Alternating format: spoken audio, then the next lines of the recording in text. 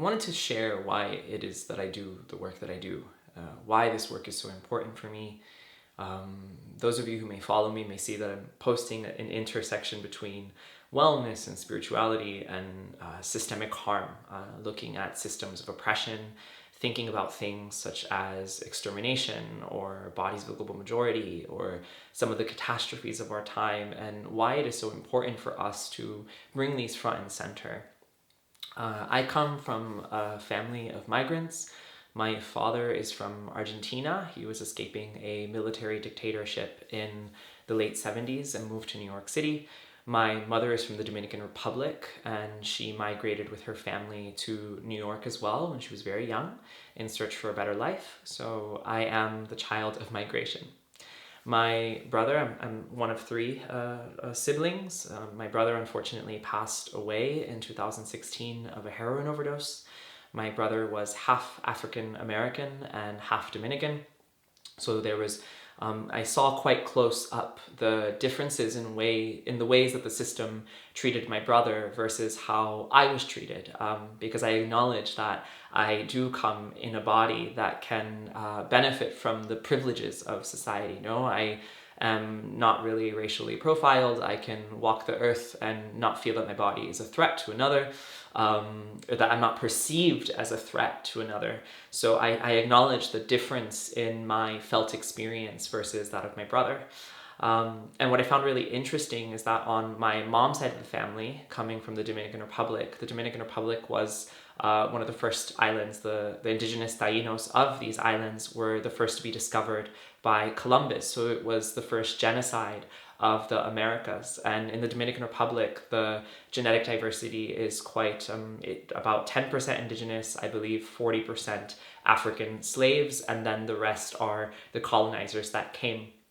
So within my mom's side of the family, there was quite a lot of domestic violence, abuse, lineages of just a lot of pain, and pain that I would later discover through my own somatic work was lodged in my body, was lodged in my abdomen, was the source of a lot of my chronic inflammation. And realizing how even in my mom's side of the family, when I went to go visit the Dominican Republic for the first time, it was really interesting how the family members that had lighter complexions tend to have, live in houses and have cars and have a higher social economic status. And then on my grandmother's side, which had more African siblings or family members, there was a very stark difference from the way that these that they lived. They didn't have the same luxuries, the same commodities. So seeing the differences in race and seeing how the Dominican Republic is quite a violent country in many ways, and there's quite a lot of racism and discrimination. Also growing up, having a brother that was half African American and seeing how the system treated my brother versus how I was treated or how my sister was treated, and watching systemic inequality very up close and personal to me. So as I grew up and grew older in a household that was riddled with addiction, separation, growing up in the United States with parents that were overworked and didn't really have the space or the time to give me attuned care, that was when I started my journey at 21 and left to the Amazon jungle, where I spent quite a lot of time living with indigenous communities and working with medicinal plants, which was an experience in and of itself. And from there, I entered into the world of somatics and body-oriented therapy, working with the body, working with the armoring in the body, and seeing the body as a vessel for immense healing. Understanding my own pain, my own inflammation that I had suffered from for 10 years as my body's way of holding so much colonial violence, so many memories of genocide, of slavery, and even acknowledging in my own body that I am also the descendant of colonizers. I am also the descendant of people that had extractive behaviors, and having to unlearn those behaviors myself, having to unlearn how do I extract from my environment. When do I do things that are not in reciprocity? So I acknowledge acknowledge that in this quest for decolonizing my mind, it is myself that I am decolonizing as well, and acknowledging that I hold all of it in my body. And as I started learning and going into many trainings, many bodywork trainings or somatic trainings, I noticed that there were very little conversations about race. There were very little conversations about genocide. Over the last 2 years, I would show up to a lot of these spaces completely heartbroken or feeling so much charge in my body and feeling like these conversations were not being had, or we weren't addressing these things, and then noticing that whenever these topics were addressed, it would create a lot of discomfort in the room.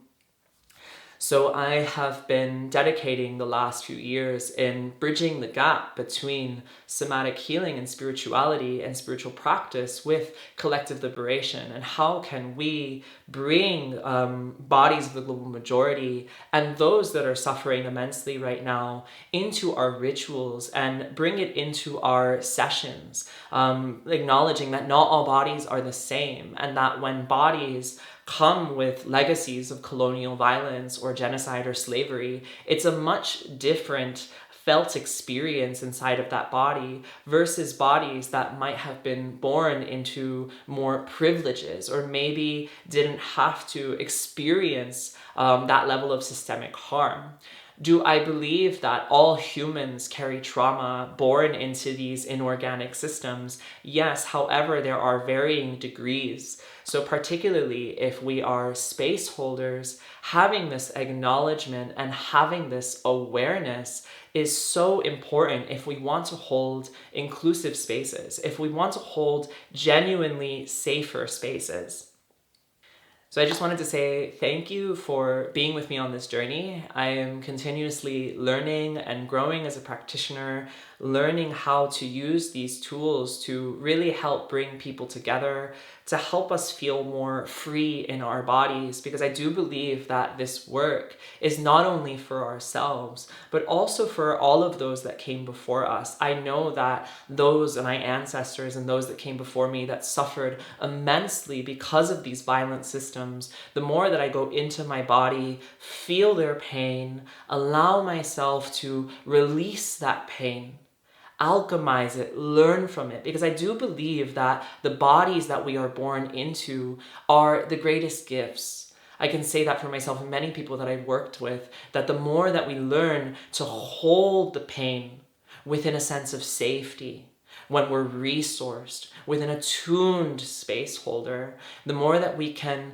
dive into these insights that can really fuel our passions, our mission. I can say for myself that maybe in the past I would be a victim of my chronic ailments, of my autoimmune conditions, and now I see these conditions as my greatest gifts. And it has been such an honor to have the space to really deeply listen to the stories that have been stored in my cells, to really feel the experiences of those that came before me so that they may inspire me to move forward and to understand maybe my imprint on this planet, what this body has been designed to do. Because I do believe that we are designed a certain way by nature, by intelligence, and that somatic work is so powerful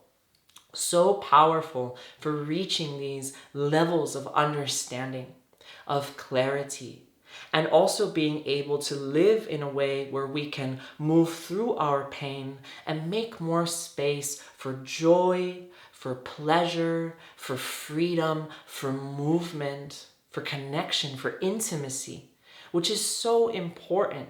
If we want to move through these times that we're finding ourselves in with the complexity and the level of pain, we need to make more space for joy, for love, for connection. So thank you again for being here with me today. And yeah, I'm very, very, very, very grateful for you and for all of it. So thank you so much.